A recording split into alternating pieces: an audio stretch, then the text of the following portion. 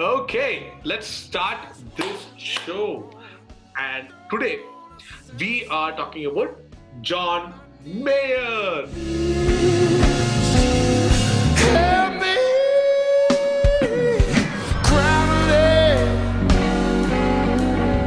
So first of all, let me introduce the panel to everybody over here. We have Harshita Krishnan, faculty, vocal faculty at Berklee College of Music.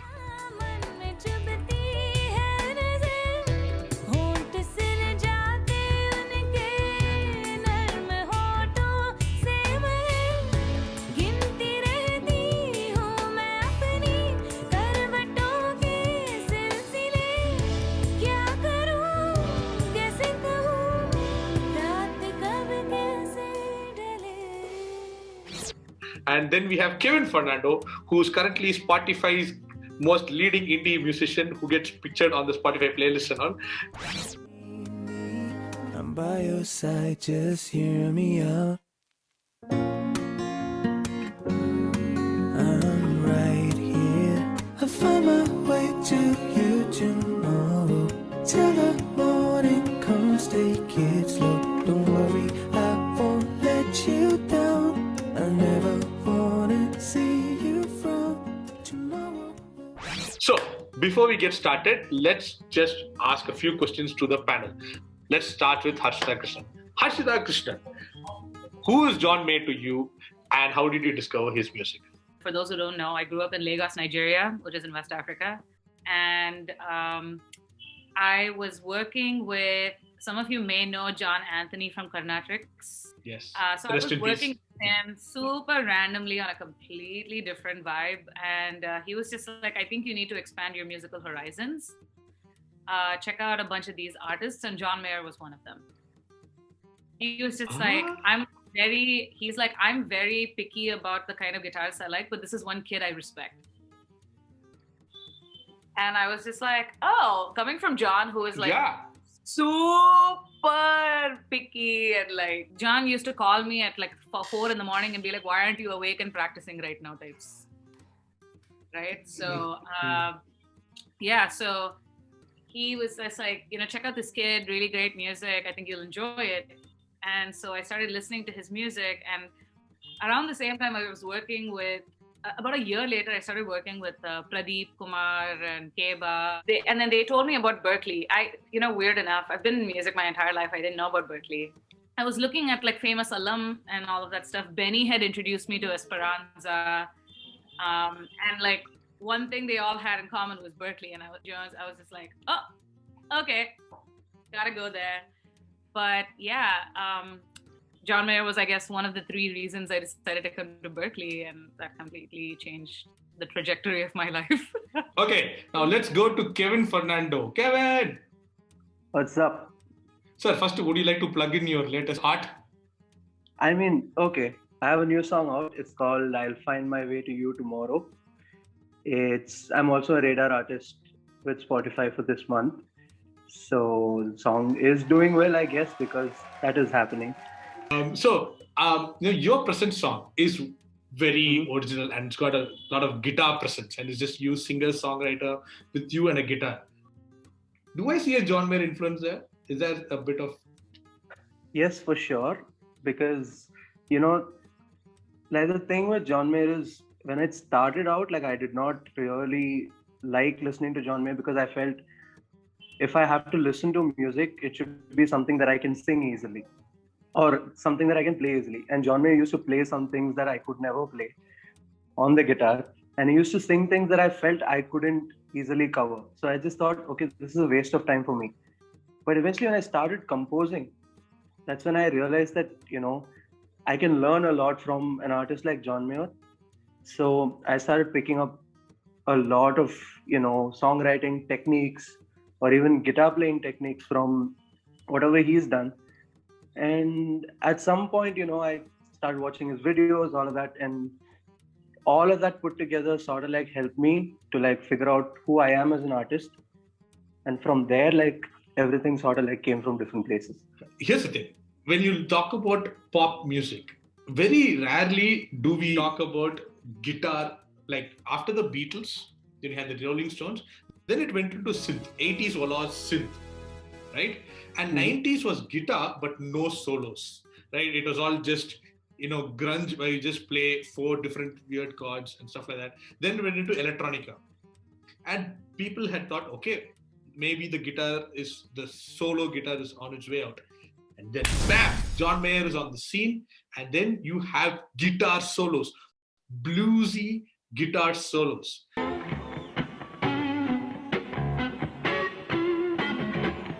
And we have somebody here who can talk about that, is Mr. Vikram Vivekanand, who's a guitarist for Grey Shack and IndoSoul, who's also apparently a guitarist. And so let's ask him why he likes John Mayer. Vikram, so can we talk about guitar of John Mayer, not singer-songwriter? Okay. And by the way, Berty, for you? You had to. Obviously, you had to put a Pink Floyd, and that to sit there at, I said, I have loved you. Yeah. Okay, sorry. Yeah. So, the guitar playing of John Mayer. Like Kevin, actually, I kind of dismissed John Mayer right from the beginning because the first thing that I heard was Your Body's a Wonderland, which is the same 1, 4, 5 chords, except for that one bridge in the middle. And I'm like, okay, he's singing about having a girl in his room. I'm like, okay, great. That's not really the most original thing that anyone's ever sung about, but okay. Eventually, someone gave me a copy of the Live in LA concert. I think it was titled Where the Light Is.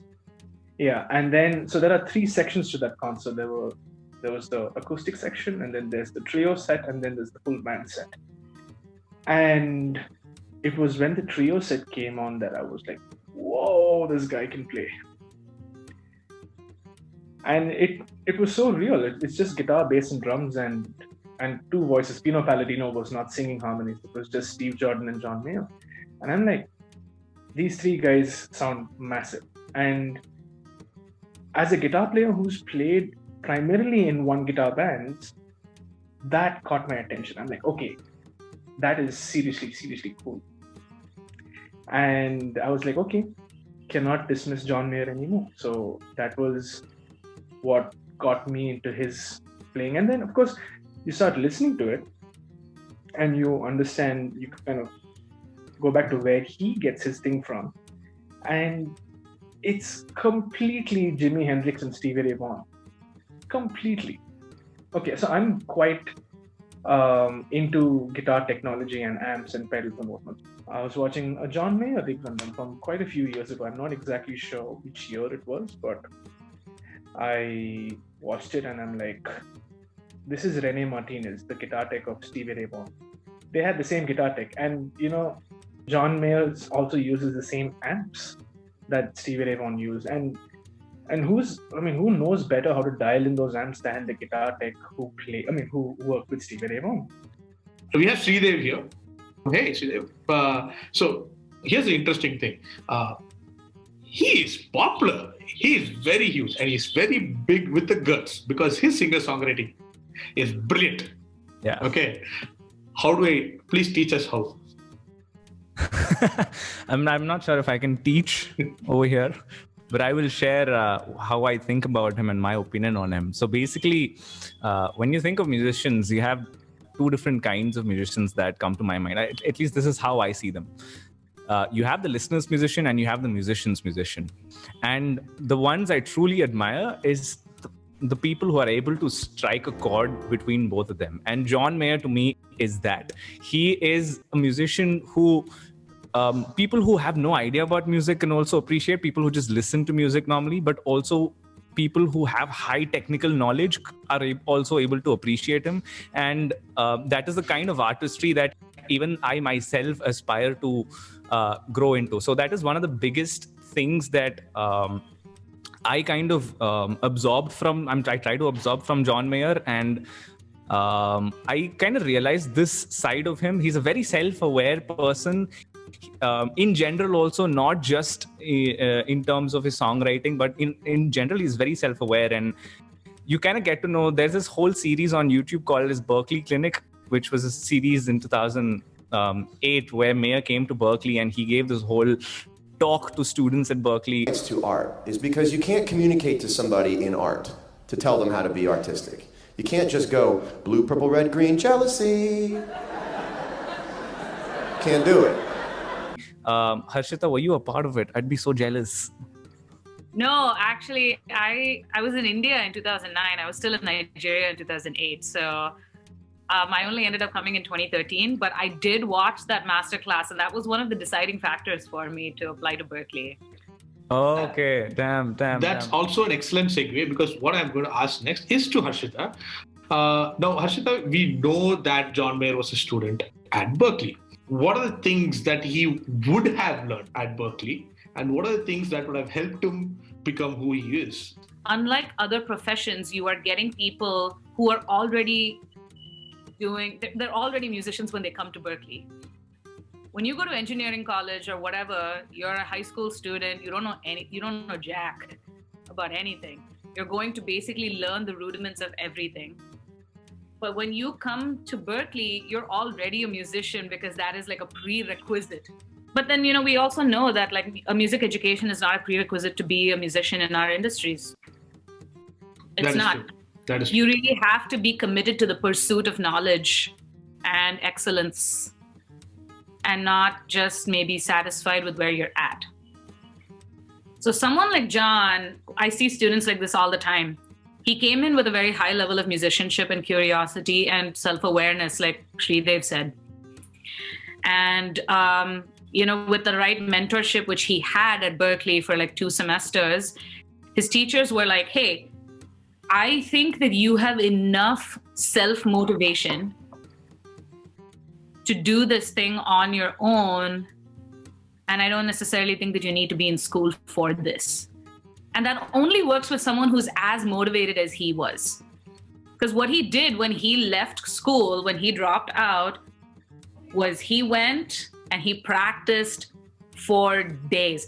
Because you would usually think, okay, if he's a Grammy Award winner, that means he plays pop music. 4 chords, or like he plays music which is very highly technical, that he won't be well known. It's very interesting to note that he can be both. So does anybody want to chime in as to why they think he's able to balance out this amazing thing that he does? Who wants to go for it? Kevin? So the thing is, I feel John Mayer as a person, he has that sense that he cannot be controlled, right? And I think when you listen to him, you know that he's not in one place. He's always in every other place. And he's like how Sridev said, he's very self-aware of what he is doing. He knows what to do. Like I think even in the Berklee session that Sridev spoke about, there is a session where he teaches them about composing music, about songwriting in itself. And he said, in this particular generation, this is what sells. And he says, these are the things that you should do to probably make a hit. So these are things that he already knows, like he's a nerd. And the fact that he even went to Berklee and dropped out kind of shows that, he cannot sit in one place and learn everything that is being taught to him, but rather he will still do whatever he wants to do. And he's an experiential learner. Right? Yeah. People talking at him or to him is not necessarily going to help, as opposed to him actually holding the instrument in his hand and trying things out.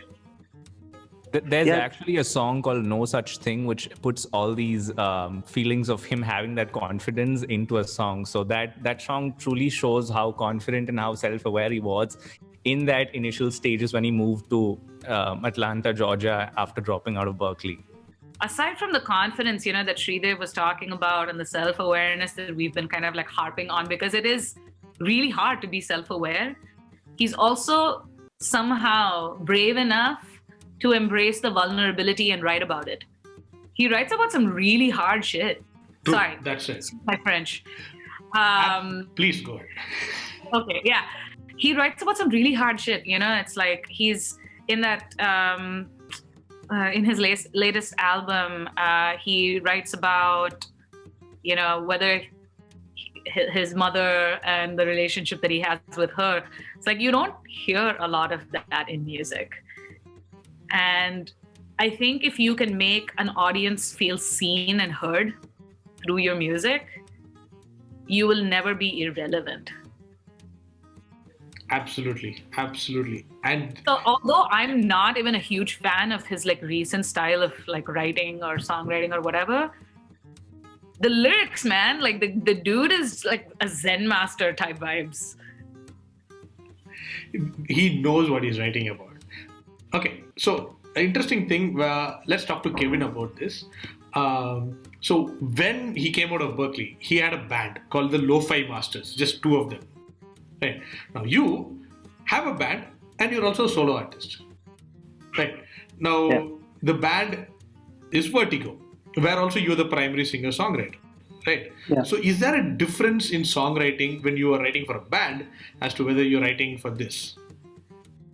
I mean, yes, of course, because there are things that I used to write for the band, and when I moved out of that whole vibe is when I started going solo, right? Like with the band, I used to write about different things. Like for example, with Vertigo, I used to be very abstract with my songwriting. I won't be very direct. And at a certain point, I reached a point with my songwriting where I just wanted to write about an emotion I had deep down. And it was very simple. Like I didn't want to write about like social issues or anything in general. I just wanted to write about what I'm feeling at that point of time. And if I'm feeling that emotion, I just want to throw it out. And the only way I knew to throw out an emotion is through music. So like I felt I couldn't do that with Vertigo as a band because I wanted full control over the product I had. And that's when I went solo and I said, okay, this is completely me. That is with my band. Now, another thing which I have noticed in John Mayer's work, which I, as an audiophile, as evident by the amazing headphones I have, is the amazing production that goes into his songs. Right? His albums sound fantastic. Right? Any of his songs you take, it's like, this is how I want to check my new headphones. This is how I want to check my speakers. But here's the interesting thing. It's not bass heavy. It doesn't have electronic items going, nothing of that sort. It's just crystal clear production, right? Now, as an indie artist, okay, all of the people who are here, how important do you think is that production? Do you still think it is worth putting in amount of money? Because production does cost a lot. One thing that was very important to me was the quality of sound that I put out, because it's not about that one person who's going to listen to your song right now, right? And it's about putting out a product that you're truly happy with. And for me, like how you said, you're an audiophile. For me, quality of music is very important. And the production, the mixing, mastering, all of that is what I want in my song. Like, for example, if I put out a song, I want to compare it with a song that is put out by probably an artist signed with a label who's putting out a great song, and see that this song and this song can be in the same playlist, or this song and this song can be compared in terms of sound. And someone should be like, man, this is an Indian who's put out this song. And I wanted to break that whole stereotype saying, oh, he's going to listen to this only in his phone, or he's going to listen to this only in his car. I wanted to break that whole system. I wanted to show people that audio should be in that level where people don't think they should compare, but people should just think that this is normal. Putting out good music should be normal. It's the norm. Good sounding music is the norm. Absolutely. I don't think it's ever not worth it to invest in production, in a mix, in an arrangement. I don't think it's ever completely lost on anybody. And also, like, everybody's hearing is tuned to different frequencies, and so everybody is going to love different aspects of every song. Why not invest in good arrangement, in good production, in good recording? You're only going to serve a larger audience. Absolutely. In terms of production, one point that I had to add was there's an interview of John Mayer where he says that when it comes to songwriting, use this as your rule of thumb. And I think it applies to about 70 to 80% of all music. And basically what he says is, if it sounds good with just guitars and vocals, it's definitely going to sound good when it gets bigger. And that is one rule of thumb that I personally use when I write my songs as well. And I always try to play them acoustic first, stripped down, nothing else, and I'll see if that's good, and if that's good, then I'll think of adding layers and stuff like that.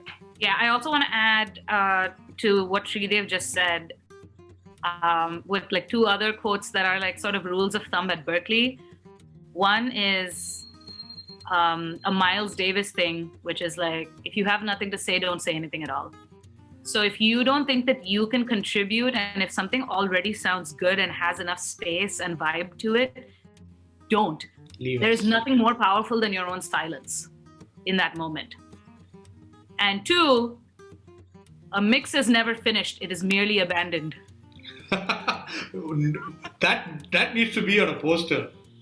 Before we go, I have a few questions to ask all the panelists so we can just get it up and going. So let's go from Kevin. If you had a chance to do a song with John Mayer, it could be either one of your songs, which you would like him to work with you on, or it could be one of his songs. What song would that be? One of my songs, maybe. And I would want him to play on this song that I have called Windy. I just want to see how he would change the song up. Because I feel like when I have that emotion, which I feel he would relate to, like the first thing that, for example, someone like Mr. Ehsan Noorani heard Windy, he said, dude, the same vibe I get from maybe a John Mayer song.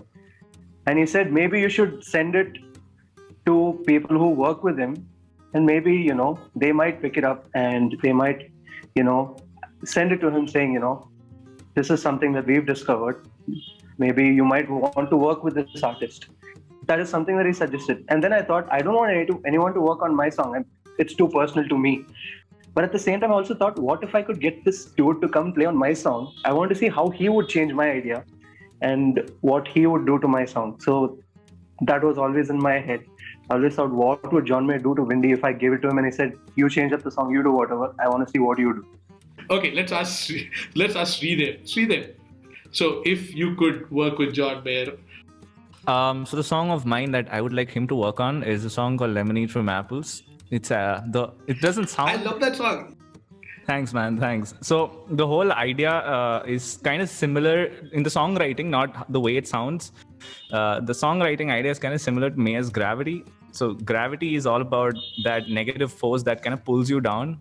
At times in life when you want to come up, you might not want to feel that. But we all have that gravity in our lives. And Lemonade from Apples is about... It's my version of Gravity that I had written when I was going through a very lazy and procrastinative place in my life. So the whole hook line of the song is, you can't get lemonade from apples. That's the whole, what do you say, end line. If you want to get lemonades, you got to get lemons. So I'd love for John Mayer in order to sort of get in on that. And it has a juicy intro to it that I've done with my... Staying true the team. Very nice. I'll tell you a short little story. So this was right after Mayer released New Light. I saw he was live on Instagram and he spoke a lot of different things. I was outside. I was just having my earphones on. So just like listening to a podcast, I was listening to him on Instagram live. I got back home and I saw that he's actually taking questions from the chat. So back then I had written only 2 songs and I was just starting to get into songwriting, and I had just seen his documentary Someday I'll Fly, and I was like super inspired. I'm like, damn, I want to write songs. And I asked him a question. What's the single greatest tip that you'd give to a beginner songwriter? The guy didn't see. So what I did is I copied the message and I pasted it a gazillion times. Finally, he saw it and he answered it. I'm going to give you the only tip you'll ever need. And it's not going to be what you think. Well, if you could bring yourself to finish a bad one, as bad as it was, to finish the song, accept that the song is bad, you will write a better one, and a better one, and a better one, and a better one, and a better one, and a better one, in a period of 5 days. See, persistence pays. Very Okay, now let's ask Harshita, who to me seems to be the person who's most likely for this to happen. No, come on. But okay. So like Kevin said, And Sridev said, I would love to hear what John has to say about any of my songs, to be perfectly honest. I'm just like, in general, very curious about where his mind would go with any of my songs. Because I think his background is just so different from mine. So like, yeah, I would just be very curious to hear what he has to say. And also, Sridev, I'm going to keep that advice in mind. Finish the bad songs. God damn it. It's so hard though. Sometimes I'm like cringing while I'm writing. I'm like, damn, why are you doing this stuff? Somehow push through and write it. I know, yeah. It's really, it's like constipation. You just have to like power through it. Power through it, yeah. The relief comes at the end. I think, okay. Songwriting. So, yes, I mean, poop is for another conversation, guys. But I think one of the songs of his that I think makes me the most emotional is Stop This Train. And at various points of time, different parts of the song have like rung really true for me. And I think I would love to sing that with him, but like not even in public, just kind of like sing it with him. Just be, sort of like sit in those feelings with him and like maybe have a conversation about it, I guess. Okay, Sridev, I think it's time for you. Are you ready? Yeah. Yes, sir. I'm ready. All right. This is Lemonade from Apples, at least the first half of it.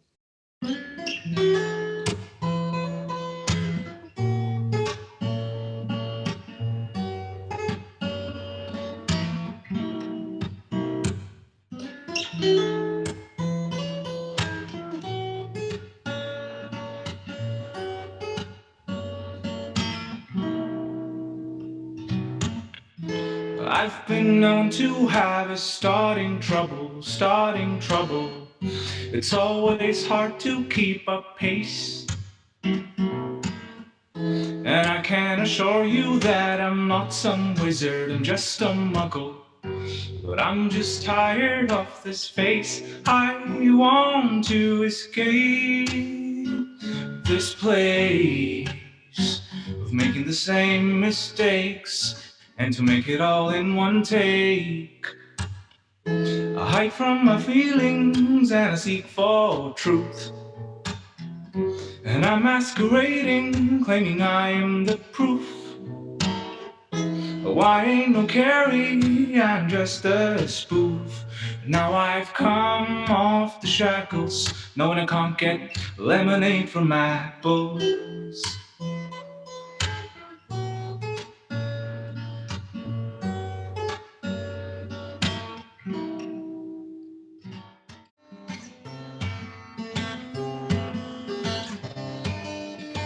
No, I'm not colorblind. I know the world is black and white.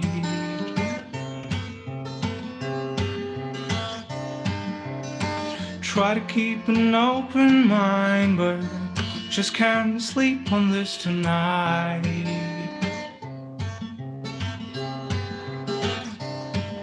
Stop this train.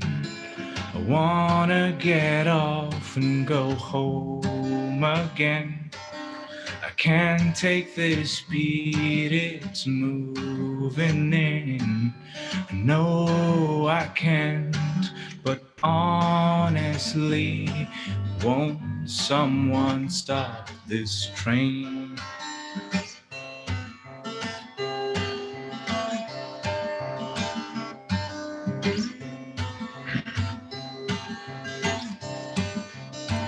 Don't know how else to say it. Don't wanna see my parents go.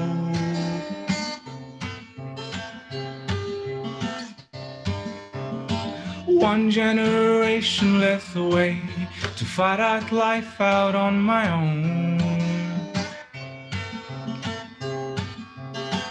Oh, come on, stop this train. I wanna get off and go home again. I can't take this speed, it's moving in.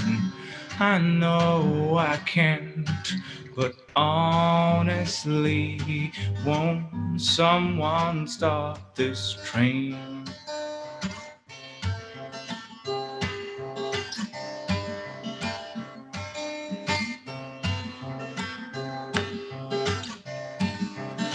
So scared of getting older. I'm only good at being young.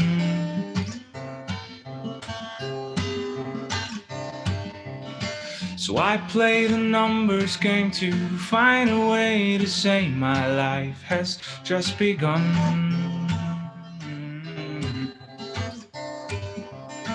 Had a talk with my old man, said help me understand. He said turn 68, you renegotiate, don't stop this train. Don't for a minute change the place you're in. Don't think I could never understand. I tried my hand, John, honestly, you'll never stop this train.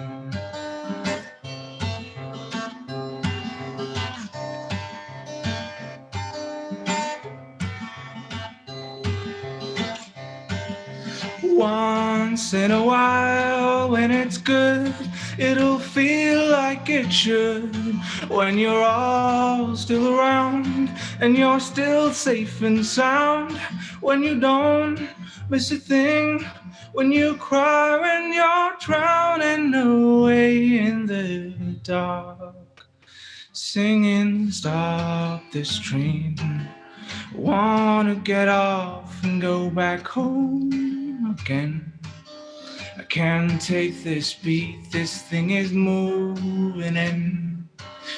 I know I can't, but now I see I'll never stop this train. I'm never gonna stop this train. I'm never gonna stop this train. I'm never gonna stop this train.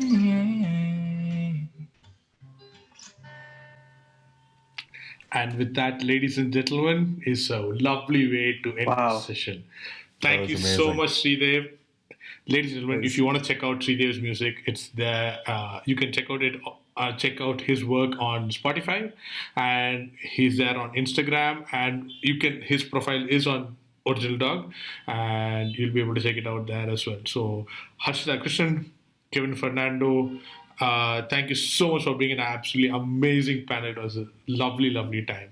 And to everybody out there, you're always welcome to join. This will be something that's going to be recurring. So thank you all. Thank you, Harshita. Thank you, Kevin. Thank you, Sridev. Thank you, Naveen, for this. Thank you, Berty. everybody who's attending. So this is amazing. Everybody have a lovely evening and a lovely night. Harshita Krishnan, have a lovely day. Go have your coffee. Take care, everybody. Bye.